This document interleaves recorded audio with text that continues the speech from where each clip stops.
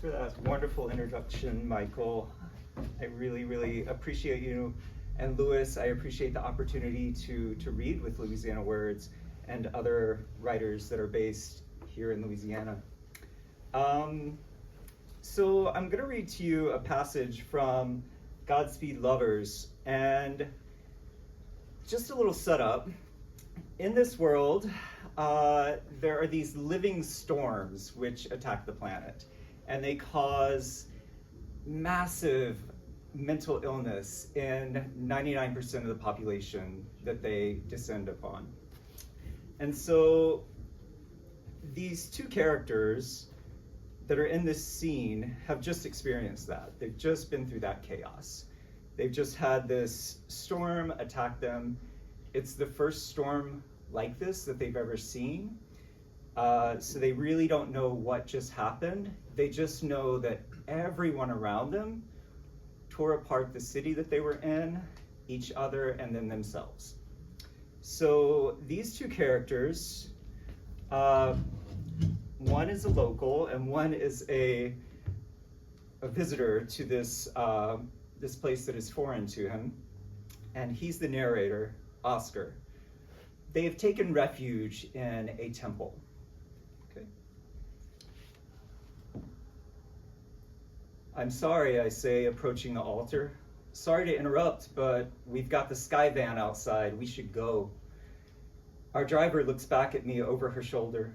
Soft candlelight illuminates her face, and even though I'm clearly interrupting her meditation or prayer, or at least the silence in the room, her eyes appear kind. No need to be sorry for that, she says in English. Just give me a few moments to make an offering.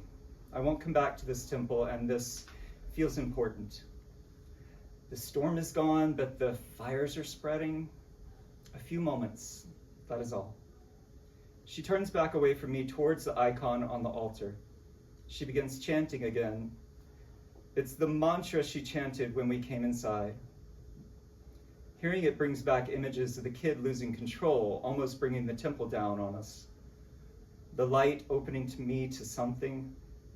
The blast that came through the kid knocked us all against the walls. My body doesn't even ache. You've healed, she says.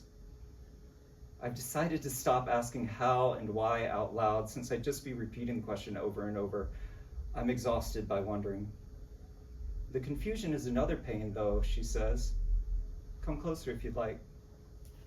She pours water from a bottle into a clay cup. A small crack spreads up the side of the cup, and beads of water drip out slowly. She places the cracked cup at the feet of the icon, Parvati dressed in all of her finery.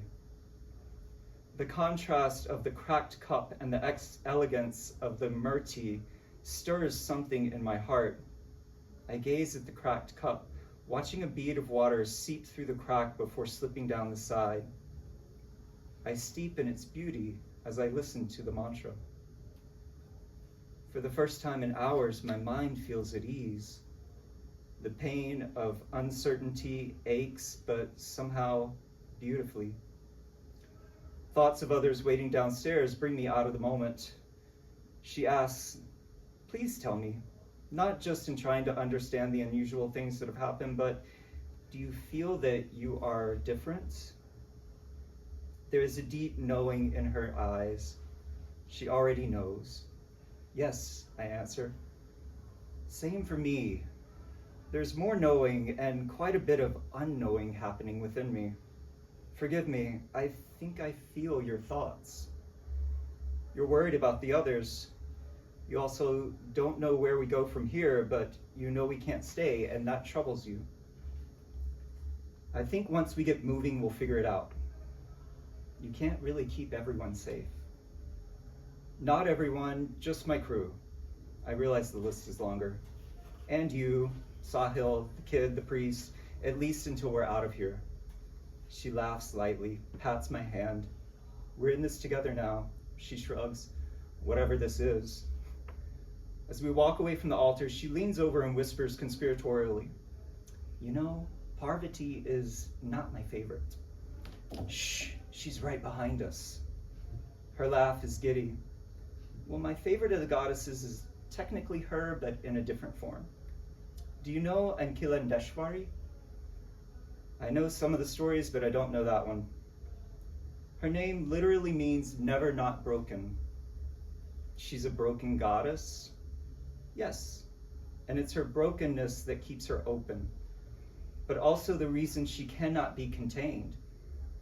She smiles at me kindly, as if there's nothing strange about us taking shelter in the temple. This is something you would have learned about at the temple, I feel, but now you must leave, so I'm compelled to tell you about her myself.